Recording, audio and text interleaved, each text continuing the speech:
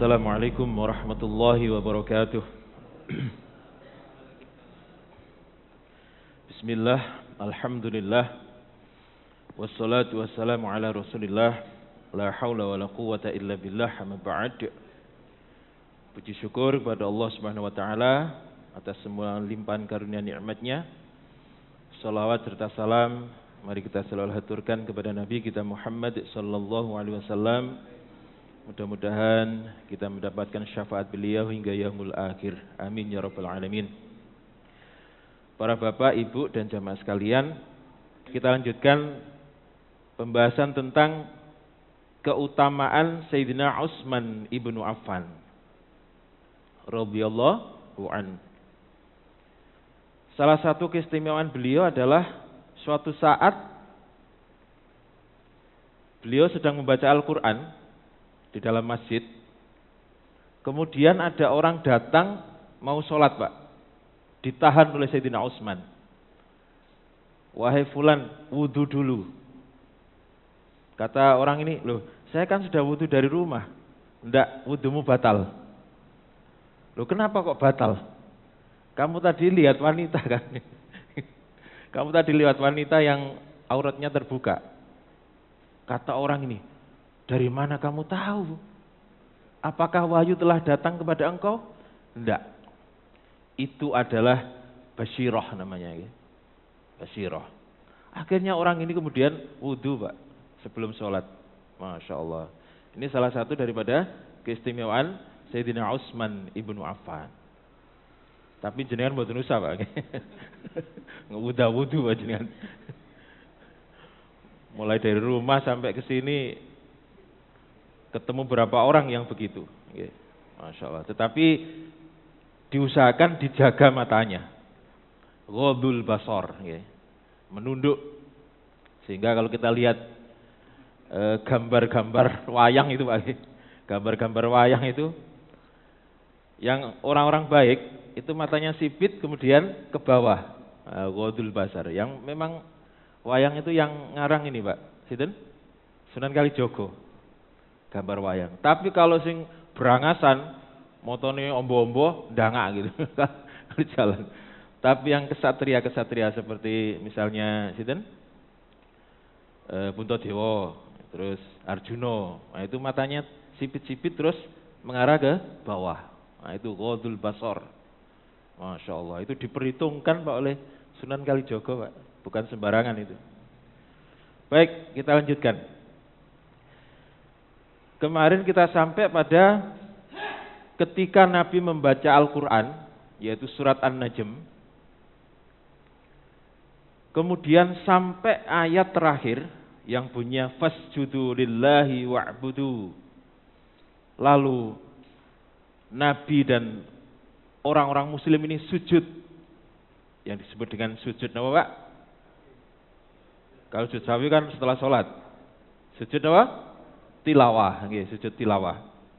Jadi awalnya sujud tilawah itu enggak disuruh, Pak. Jadi kesadaran karena begitu dahsyatnya Al-Quran kemudian mempengaruhi jiwa para sahabat. Tanpa sadar mereka langsung sujud. Nabi pun sujud. Nah ternyata orang-orang kafir yang di belakang mendengarkan juga sujud. Masya Allah.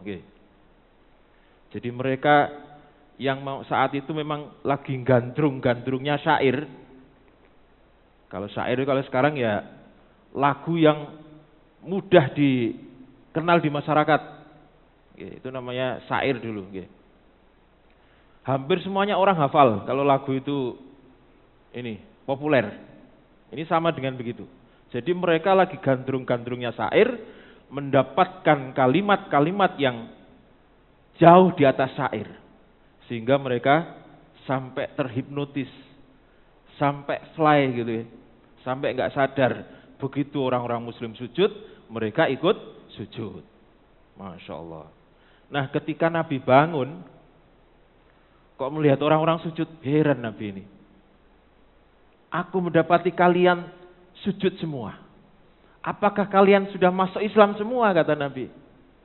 Mereka yang ikut sujud, orang-orang kafir itu saling tolah-toleh. Loh, Nah iya, kenapa kita ini tiba-tiba ikut sujud? Masya Allah. Jadi Nabi ini kaget, yang ditanya juga kaget. Kenapa kami ini ikut sujud? Maka peristiwa ini kemudian dikenal dengan peristiwa apa kalau ini? Ghoronik.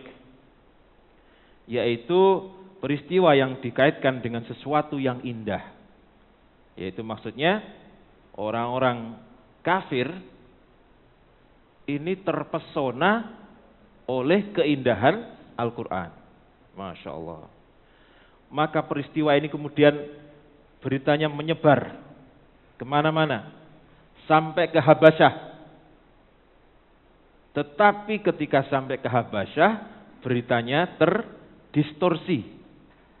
Berita yang tidak begitu jelas. Apa berita di sana?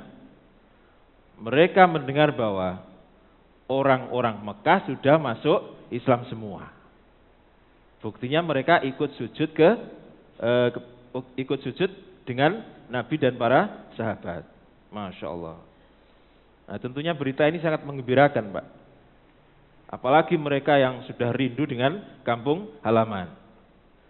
Maka mereka segera bersiap-siap, berkemas-kemas untuk kembali ke Mekah. Termasuk Sayyidina Utsman ibnu Affan dan istrinya Sayyidatina Ruqayyah binti Muhammad Rasulullah. Masya Allah. Tapi sayangnya Pak, sayangnya, sungguh sangat disayangkan. Setelah kembali ke Mekah, mereka mendapati keadaan yang jauh lebih tidak mengenakkan daripada ketika mereka pergi. Lalu mereka dihadapkan pada dua pilihan. Yang pertama, tetap di Mekah, kadung kembali Pak, perjalanan jauh, atau kembali ke Habasyah. Masya Allah. Lalu kita fokus kepada Sayyidina Utsman. Sayyidina Utsman ini kemudian lebih memilih tinggal di Mekah. Mereka pun ikut mengalami peristiwa yang disebut dengan pemboikotan. 3 tahun diboikot. Tidak boleh jual beli, baik pakaian maupun makanan. Jadi Bani Hashim dan Bani Muthalib ini dipinggirkan ke sebuah lembah yang disebut dengan Syi'ib Abu Thalib. Lembah ini miliknya Abu Thalib. Tidak ada yang boleh berhubungan dengan mereka. Yang sudah terlanjur nikah disuruh bercerai. Ketika ada pedagang-pedagang dari luar Mekah dicegat di pinggiran kota dan mereka dikasih tahu jangan sampai menjual kepada Bani Hashim dan Bani Muthalib. Masya Allah. Maka kemudian harta Sayyidatina Khadijah yang awalnya 2/3 dari seluruh harta di Mekah ini digunakan untuk membiayai Bani Hashim dan Bani Muthalib. Membiayai maksudnya untuk makan sehari-hari itu Pak. Sehingga akhirnya habis Pak harta itu. Bahkan Sayyidatina Khadijah itu terakhir sebelum wafat bajunya banyak yang tambalan Pak. Masya Allah, luar biasa. Sehingga sudah pantas kalau Allah pun kirim salam kepada Sayyidatina Khadijah. Pengorbanannya luar biasa. Bahkan ketika sebelum beliau wafat mengatakan, ya Rasulullah, kalau memang diperlukan, nanti ketika engkau ingin menyeberangi sungai, lalu engkau tidak punya rakit, maka ambillah tulang-tulangku, rangkai untuk menjadikan engkau menyeberang. Masya Allah. Ini Sayyidatina Khadijah. Maka di akhir pemboikotan, ini mungkin seperti kita bayangkan seperti Gaza itu Pak. Jadi banyak bayi-bayi yang kelaparan. Kalau malam itu suara tangis bayi itu melengking. Selama 3 tahun. Nah, di akhir pemboikotan itu akhirnya kemudian Abu Thalib wafat. Abu Thalib wafat, Sayyidatina Khadijah juga wafat di tahun ke-10 di tahun 10 Nabi. Masya Masya Allah. Sehingga Nabi merasa bahwa Mekah sudah tidak ada lagi orang yang melindungi. Akhirnya beliau kemudian mencoba ke Taif. Di Taif dilempari. Masya Allah. Maka tujuan yang terakhir, ya karena sebelumnya sudah ada berkaitan dengan orang-orang Yathrib, akhirnya hijrah kedua tujuannya adalah ke Yathrib atau ke Madinah. Masya Allah. Maka Sayyidina Utsman dengan istrinya Ruqayyah kemudian ikut hijrah ke Madinah atau ke Yathrib. Nah, di awal-awal hijrah ini terjadi sesuatu yang sangat luar biasa juga bagi Sayyidina Utsman yang sudah kita bahas kemarin, yaitu peristiwa sumur apa? Roma, ya, sumur Roma. Jadi di awal-awal hijrah itu musim paceklik, panas. Lalu di Madinah itu hanya ada sumur.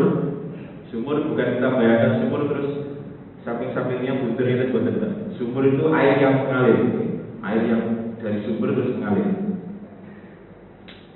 Milik orang Yahudi yang namanya Roma. Tiap hari dijual. Lalu bagaimana dengan orang yang hijrah yang kehabisan bekal, akhirnya pun tidak bisa beli air, jangankan untuk minum, untuk mandi, untuk minum saja kesulitan.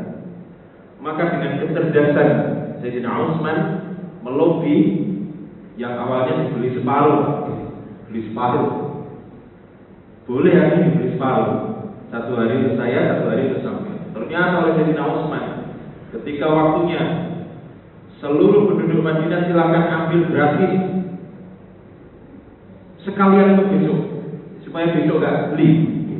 Maka semua panci-panci yang di dapur diisi semuanya. Nah, begitu giliran orang Yahudi ini sepi, buat maksud, waduh, saya dipencudangi Utsman. Akhirnya kemudian disuruh belilah semuanya. Lalu setelah sumur itu bisa dibebaskan, maka sumur itu kemudian diwakafkan untuk keperluan penduduk Madinah, termasuk pemiliknya, Pak. Silakan ambil. Di Roma itu namanya Roma, gitu. Masya Allah. Nah, suatu hari, Pak, Nabi ini duduk-duduk di sumber air itu, sambil kakinya dimasukkan ke dalam air. Bisa dibayangkan, Pak? Ini buatan terapi ikan, Pak. Duduk-duduk di tepi sumur, kemudian kakinya dimasukkan ke dalam air. Sumur rumah ini. Lalu datanglah Abu Musa al-Asy'ari. Nah, melihat Rasulullah sedang santai itu, dia mau mendekat, ini segan. Akhirnya dia berinisiatif untuk menjaga supaya tidak diganggu orang. Nanti kalau ada orang datang mengganggu Nabi. Sakno lagi santai. Kapan Nabi santai? Masya Allah. Tidak lama setelah itu datanglah Abu Bakar ingin menemui Rasulullah. Kata Abu Musa, mau kemana Abu Bakar? Aku mau ketemu Rasulullah. Rasulullah, jangan diganggu. Aku yang jaga saat ini. Kata Abu Bakar, sejak kapan Rasulullah ada menjaga? Sejak kapan? Sejak hari ini. Kalau berdiri Pak, kalau berdiri. Sejak hari ini. Memang kamu di atas jadi penjaganya atau gimana? Ya dah. Ini apa? Inisiatif saya. Masya Allah. Terus kenapa kamu jaga? Ya sudah, itu inisiatif saya pokoknya. Saya ingin jaga. Sebab Rasulullah sedang santai. Saya segan. Sebab kapan Nabi santai? Sekali-kali biarkan, jangan diganggu. Masya Allah.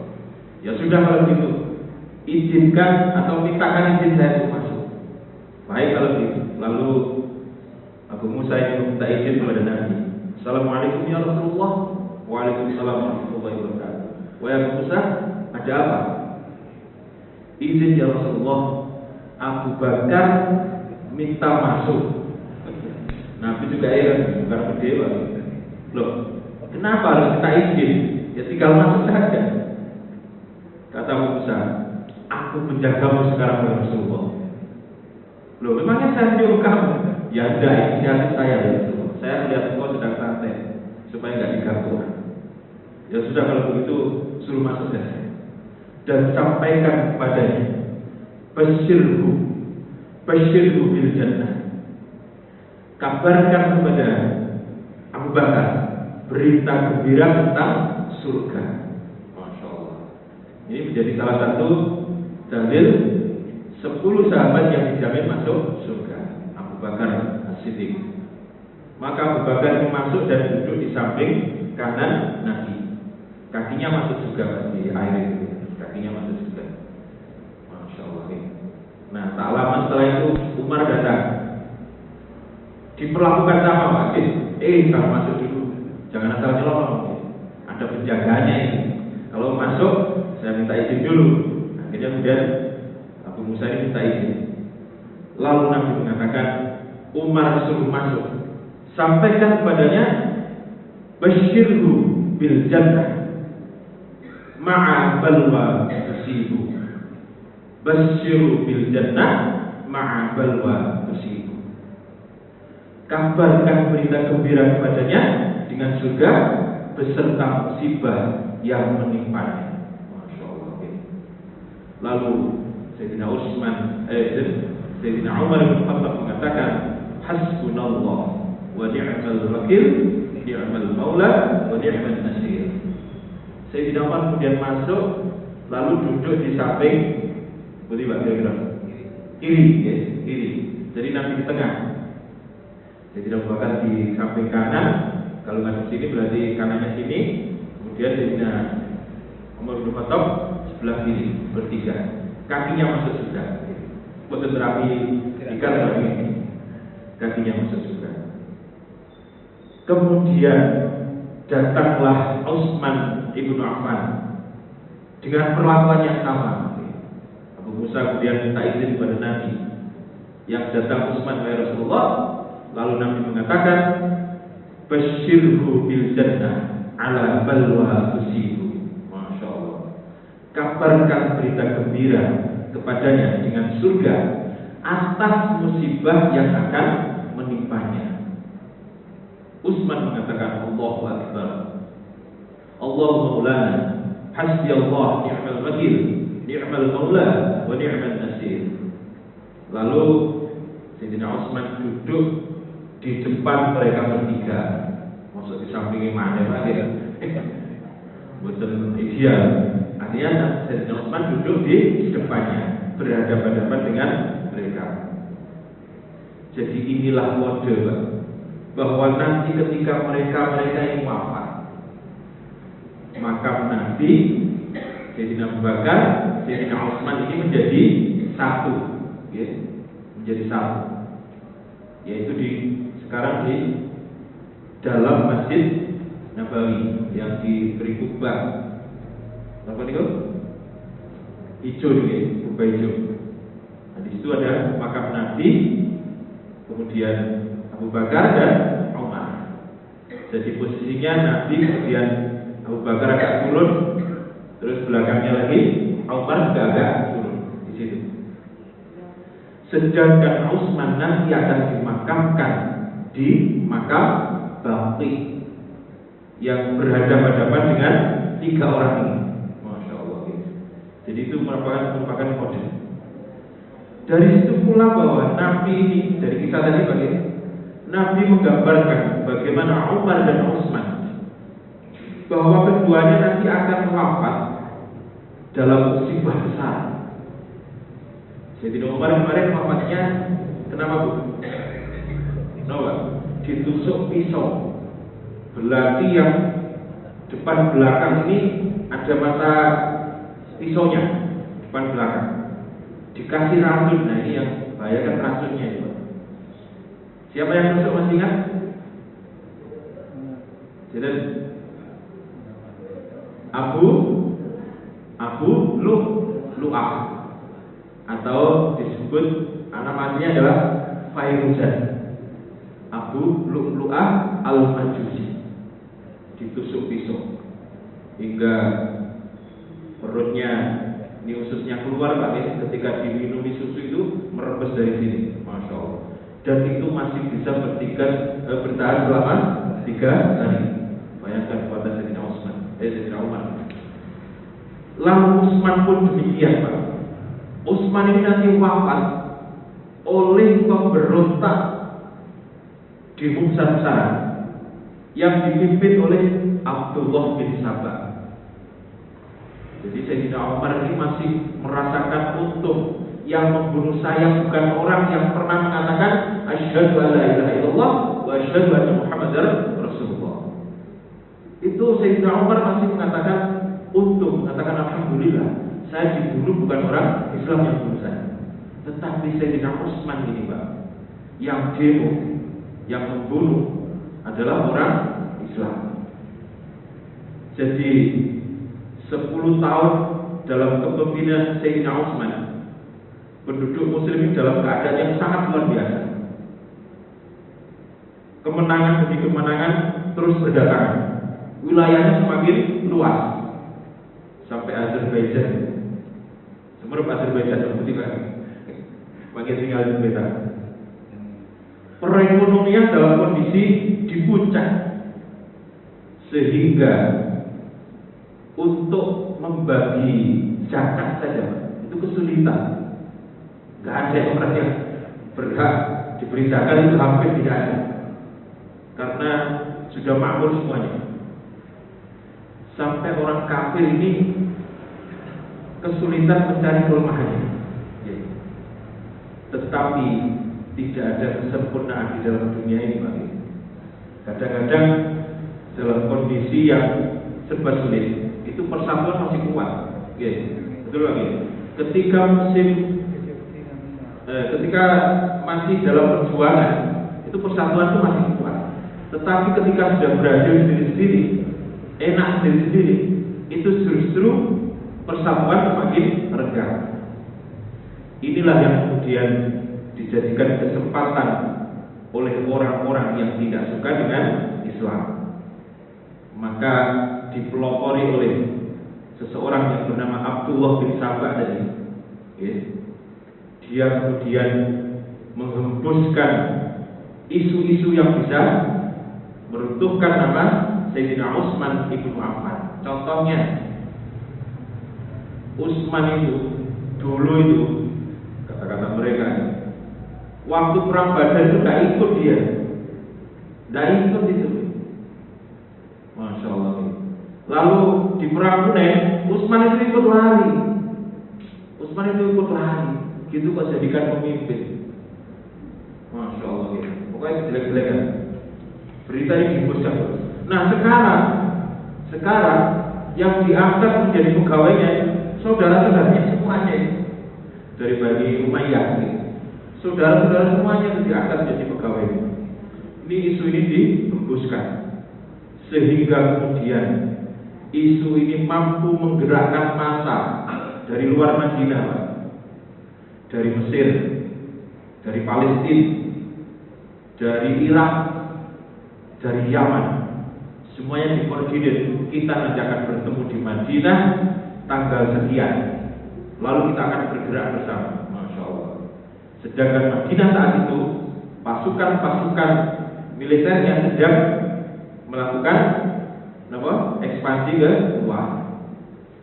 Maka akhirnya terjadilah pembunuhan kepada Sayyidina Utsman ibnu Affan, sehingga beliau disebut dengan syahidun mazlum, orang yang syahid yang dizalimi.